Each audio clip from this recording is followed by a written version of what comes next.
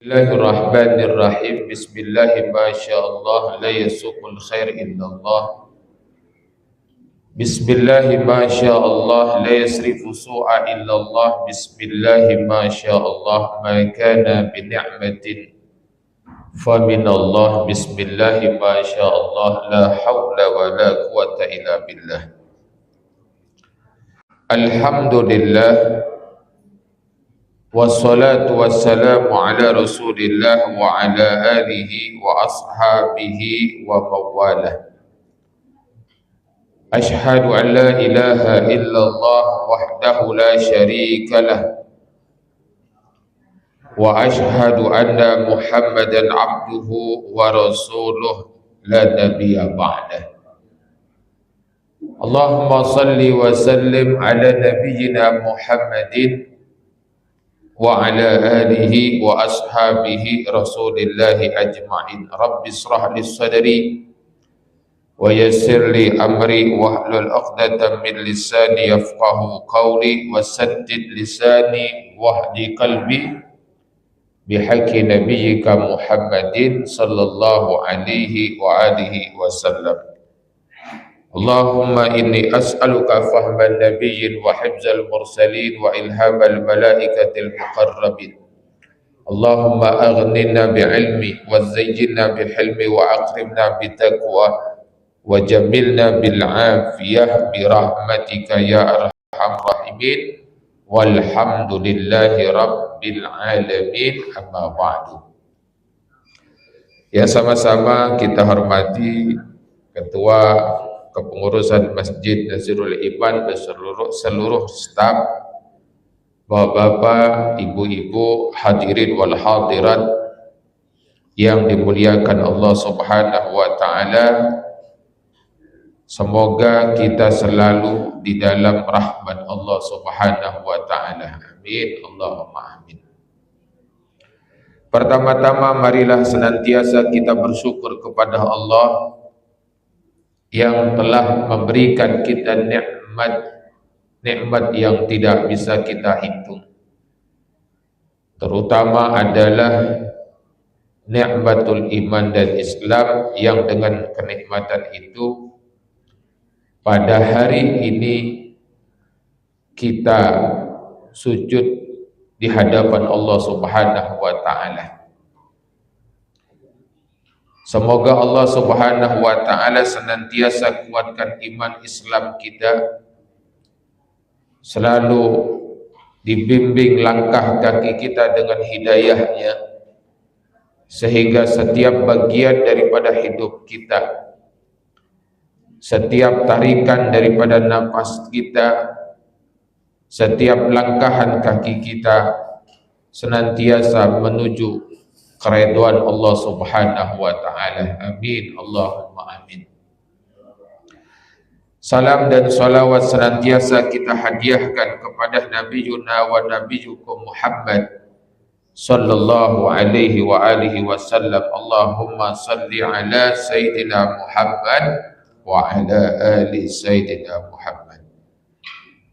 Bapak-bapak, ibu-ibu, hadirin wal hadirat sekalian yang dimuliakan Allah Subhanahu wa taala, kita akan melanjutkan kajian kita pada hari ini sampai kepada hadis yang ke-12, yang mana bunyi daripada hadisnya, an Utsman radhiyallahu anhu anin Nabi sallallahu alaihi wasallam qala khairukum man ta'allamal Qur'ana wa 'allamahu. Akhrajahu al-Imam al-Bukhari.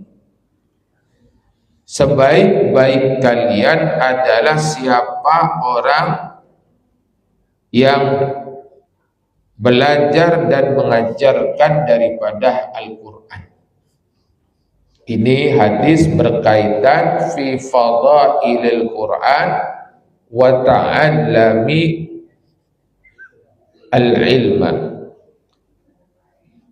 keutamaan daripada Al-Quran dan mempelajari daripada Quran, yang mana Quran itu adalah sumber pengetahuan kita umat Islam, sumber daripada hukum kita sebagai seorang muslim. Maka sebaik-baik kalian orang yang belajar dan mengajarkan Al-Quran. Berkata Al-Alamah Al-Munawi, khairukum al-muta'allimina wal-mu'allimina man kana ta'allumuhu wa ta'limuhu fil Quran.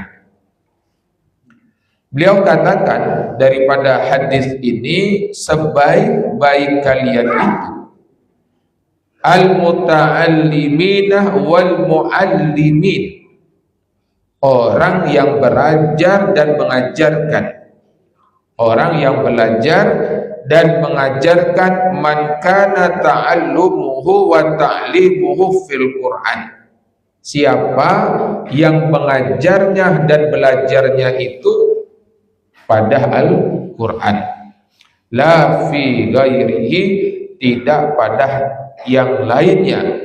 Kenapa? Beliau katakan, is khairul kalam kalamullahi ta'ala, fakadha khairun nasi ba'dan nabi man istaghala bih. Karena sebaik-baik ucapan, sebaik-baik kalam adalah kalamullah. Al-Quran adalah kalamullah. Sebaik-baiknya kalam adalah firman Allah. Maka oleh karena itu, sebaik-baiknya manusia setelah Nabi, orang yang menyibukkan dirinya dengan Al-Quran, baik mengajarkan, belajar dan mengamalkan Al-Quran. Itulah yang sebaik-baiknya manusia setelah para nabi. Tidak diragukan lagi bahwasanya para anbiya itu adalah orang yang dipilih oleh Allah. Maka yang dipilih oleh Allah membawa pesan-pesan Allah adalah makhluk terbaik. Maka setelahnya mereka siapa yang akan menjadi makhluk yang terbaik ini? Adalah orang yang menyibukkan dirinya dengan belajar, mengajarkan dan mengamalkan Al-Quran. Maka orang-orang yang sibuk, yang menghabiskan waktu, yang menyisihkan waktu, yang menjadikan di antara bagian waktu dari kehidupannya itu adalah dengan mengajarkan, belajar dan mengamalkan nilai-nilai Al-Quran. Maka kita harus ngambil bagian daripada khairukum ini, sebaik-baik kalian ini. Hadirin yang dimuliakan Allah Subhanahu wa ta'ala, wala budda min taqyidit ta'allumi wa ta'limi bil ikhlas. Ada syarat yang diajukan oleh Al-Munawi, Al-Alamah Al-Munawi, belajar kita, mengajar kita terhadap Al-Quran itu terikat dengan keikhlasan. Jadi ikhlas karena Allah Subhanahu wa ta'ala, semata-mata dia mempelajari Al-Quran dan mengajarkan Al-Quran ikhlas karena Allah. Tapi kemudian jangan pula kita beranggapan orang, contohnya dalam kasus-kasus tertentu, orang yang mengajarkan Al-Quran kemudian dia tidak perlu dipikirkan di dalam hal kesejahteraannya, akan ikhlas. Dia sudah ikhlas, Bapak Ibu. Orang yang menghabiskan waktunya dengan mengajarkan Al-Quran sehingga kita mampu untuk memahami, membaca Al-Quran, anak kita mampu membaca, memahami Al-Quran, mereka ikhlas membagi waktu mereka itu untuk kita dan anak kita. Mereka ikhlas.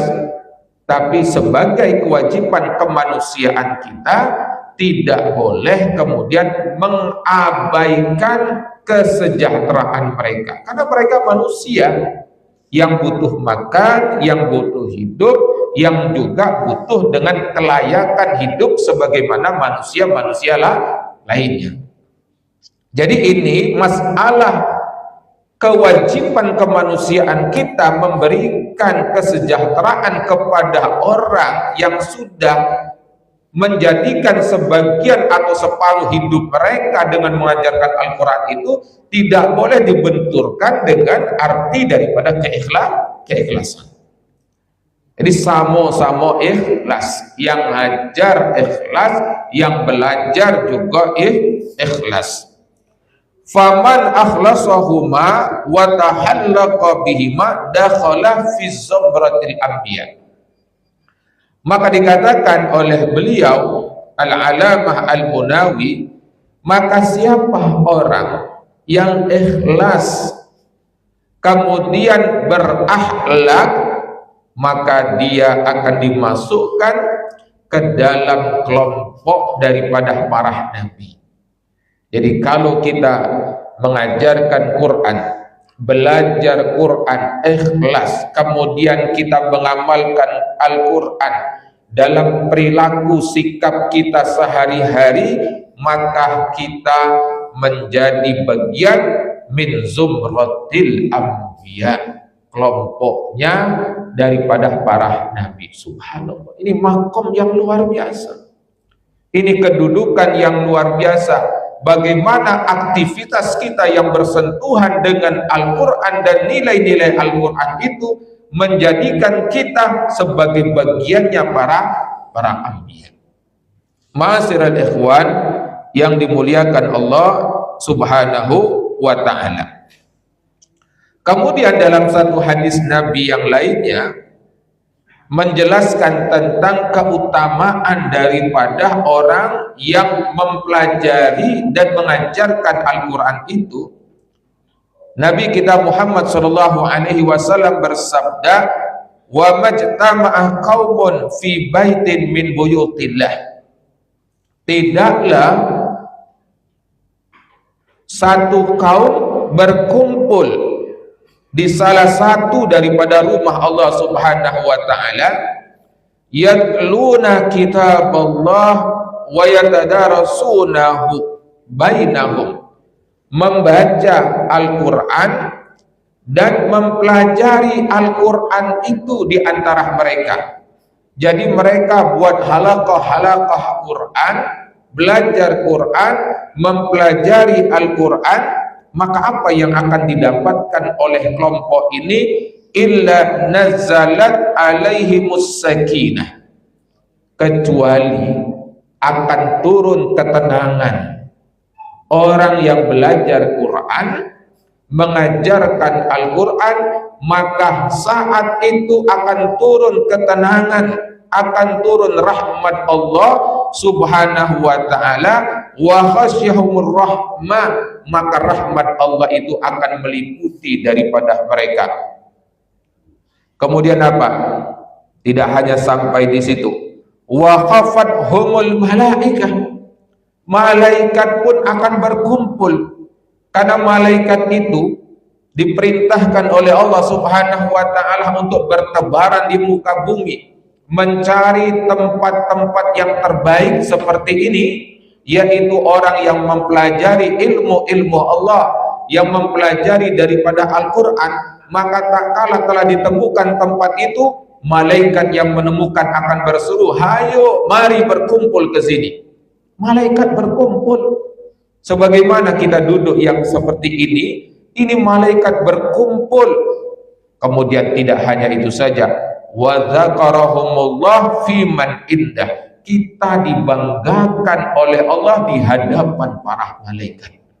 Ini lihat oleh kalian, hamba-hambaku yang mempelajari kalamku, hamba-hambaku yang mengingati aku, hamba-hambaku yang mempelajari daripada kalamku untuk bisa membangun ketaatannya kepadaku. Dibanggakan Allah kita di hadapan malaikat oleh Allah Subhanahu wa ta'ala. Malaikat adalah hamba Allah yang mulia, yang tidak pernah bermaksiat. Kita ini dibanggakan di hadapan mereka, disebut-sebut oleh Allah Subhanahu wa Ta'ala. Maka ini adalah keutamaan yang luar biasa. Bapak Ibu yang dimuliakan Allah, terkait cerita daripada malaikat yang akan menaungi orang-orang yang mempelajari daripada ilmu-ilmu Allah, ini ada sebuah cerita. Cerita ini bukan cerita hoax, bukan cerita bohong, ini fakta terjadi. Adalah di zaman daripada guru daripada guru kami, orang tua beliau, Said Alawi bin Abbas Al-Maliki. Suatu kali beliau ini sedang mengajar ilmu di Masjidil Haram, kemudian menyebutkan hadis yang menceritakan tentang malaikat yang membentangkan sayapnya terhadap orang yang mempelajari ilmu Allah, redha dengan apa yang dilakukan oleh orang tersebut. Kemudian ada seseorang yang mencela sambil tertawa, mencela sambil tertawa, mengejek daripada hadis Nabi ini. Dia tidak percaya bahwasanya betul ada malaikat yang memberikan naungan. Atau mungkin kita di antara kita ini tidak percaya bahwasanya ada malaikat yang mengitari kita, yang meliputi kita dengan sebab kita mempelajari daripada ilmu Allah, kalamullah, mempelajari Al-Quran. Mungkin kita tidak percaya. Maka ini pernah terjadi kepada seseorang di zaman itu. Dia tertawa, tidak percaya dengan hal itu, seakan-akan apa yang disampaikan dalam hadis Nabi itu sebuah mitos, sebuah hayalan. Maka apa yang terjadi Bapak Ibu yang dimuliakan Allah Subhanahu wa Ta'ala? Saat itu dia terbelalak matanya dengan mulutnya yang ternganga. Dia melihat sesuatu yang tidak bisa dibayangkan, yaitu malaikat yang sedang membentangkan sayapnya, memberikan naungan kepada orang yang belajar ilmu, sampai akhirnya hilanglah akalnya sama sekali. Maka jangan kita tidak percaya bagaimana kemuliaan yang diberikan Allah kepada orang yang mempelajari daripada kalamnya dan ilmunya. Ma'asirul hadirin yang dimuliakan Allah Subhanahu wa Ta'ala. Kemudian dari hadis yang lain yang diriwayatkan oleh Imam Muslim, Nabi Muhammad sallallahu alaihi wasallam bersabda, "Iqra'ul Qur'an, bacalah oleh kalian Al-Qur'an, fa innahu yati yaumal qiyamati syafi'an li ashabi." Karena Al-Qur'an itu akan datang kepada orang yang membacanya sebagai pemberi syafaat. Ketika kita di alam kubur, karena yang disebut dengan al-qiyamah itu adalah mulanya daripada kematian. Setelah kita mati, tempat kita berpindah kemana? Ke alam kubur. Sendiri kita, tidak ada teman kita, tidak ada sahabat kita.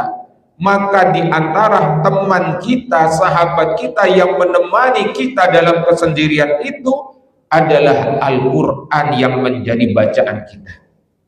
Maka orang-orang yang membaca Al-Quran akan memiliki teman setia yang akan menemani kesendiriannya di alam kubur.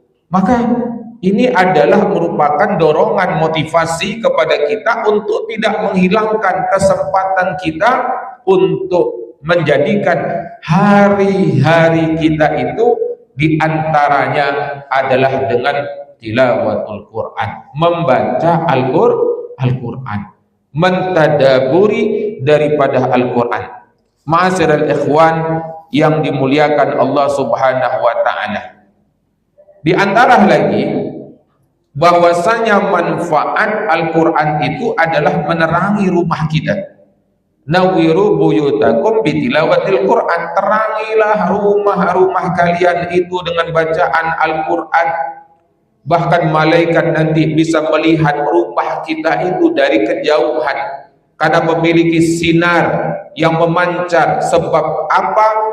Di dalam rumah itu ada orang-orang yang senantiasa menyebut Allah dan membaca kalamnya. Ma'asyiral hadirin yang dimuliakan Allah Subhanahu wa taala. Kemudian juga ketika kita sebagai penghuni rumah, maka rumah kita itu ingin dijadikan rumah yang menenteramkan, yang mendamaikan, yang membuat kita nyaman. Apa diantaranya upaya kita supaya kita punya rumah itu menjadi rumah yang menenteramkan hati kita. Masuk kita ke dalam rumah, jiwa kita ini menjadi tenang. Masuk anak kita di dalam rumah, anak-anak kita menjadi tenang. Dan ketenangan itu adalah sumber kebahagiaan. Apa yang perlu kita lakukan? Di antaranya adalah mendawamkan bacaan Al-Quran. Sebab Al-Quran yang kita baca di rumah kita itu akan menyebabkan syaitan, iblis, jin-jin yang tidak baik keluar dari rumah kita, berganti dengan apa? Malaikat yang akan memenuhi daripada rumah kita. Maka begitu juga kebalikannya, rumah-rumah yang kosong daripada zikrullah, yang kosong daripada membaca kalamullah, maka rumah itu akan dipenuhi oleh syaitan, para malaikat keluar daripadanya. Jadi adanya kita dengan kebiasaan-kebiasaan baik itu menjadikan rumah kita dipenuhi oleh malaikat. Tak kala rumah ini dipenuhi oleh malaikat, maka rumah ini akan dipenuhi cahaya.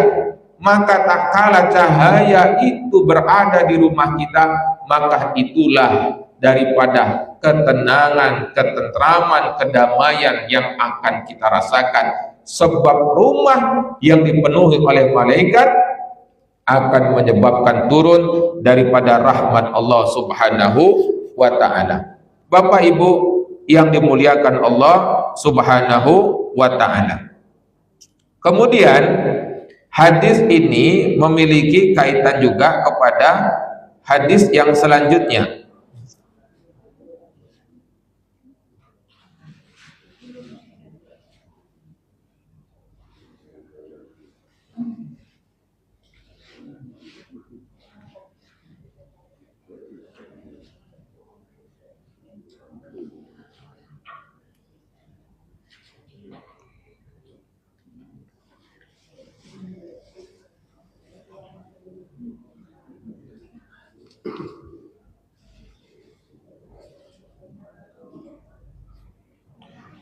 Bapak Ibu yang dimuliakan Allah Subhanahu wa ta'ala, dalam hadisnya yang lain Rasulullah sallallahu alaihi wasallam menyebutkan, man qara'a harfan min kitabillah falahu bihi hasanah wal hasanatu bi asri amsalihah. Siapa orang yang membaca Al-Quran, maka baginya itu satu kebaikan setiap hurufnya. Wal hasanatu bi asri amsalihah. Kemudian satu kebaikan itu dilipatkan menjadi 10. Jadi orang yang lancar, maka orang yang tidak lancar daripada membaca Al-Quran, dia mendapatkan 2 pahala. Pahala membacanya dan pahala mutlaqnya. Terbantah-bantah dia itu, belajar dia dengan Al-Quran itu mendapatkan pahala kedua. Jadi misalkan contoh, ketika kita belajar Al-Quran dengan usia yang sudah tidak lagi muda, kemudian mendapatkan kesulitan daripada mengucapkan setiap huruf, atau kesulitan untuk mengingat daripada huruf-huruf yang kita pelajari, maka sesungguhnya dia mendapatkan 2 keutamaan membaca Al-Quran dan tingkat kesulitan di dalam dia mempelajari daripada Al-Quran itu. Maka orang yang belajar Quran, dia akan juga dikeluarkan daripada sebab salahnya dia di dalam membaca Al-Quran, dosa daripada terplesetnya dia di dalam membaca daripada kalamullah ini. Kenapa? Karena masih belajar.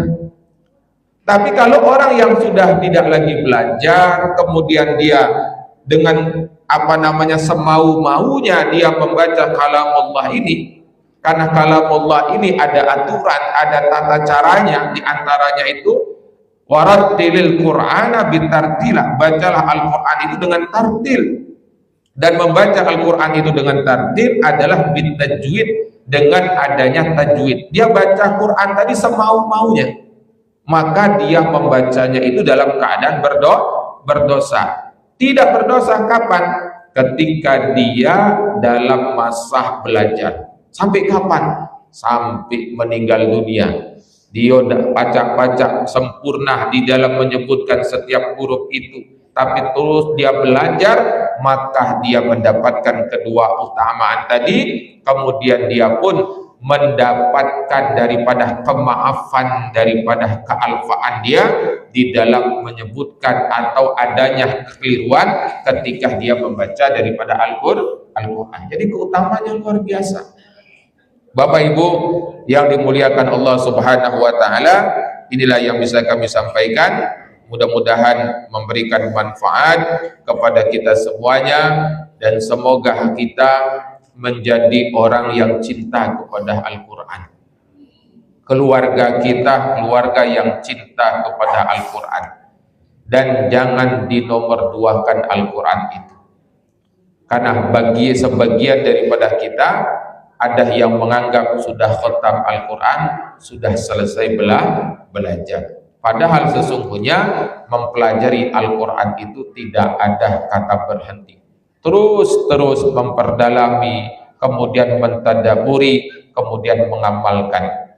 Bagaimana orang-orang di luar Islam justru mereka mengkaji setiap kata daripada Al-Quran untuk menemukan sesuatu yang baru, menemukan pengetahuan yang baru, menemukan teknologi yang baru. Justru kita meninggalkan Al-Quran.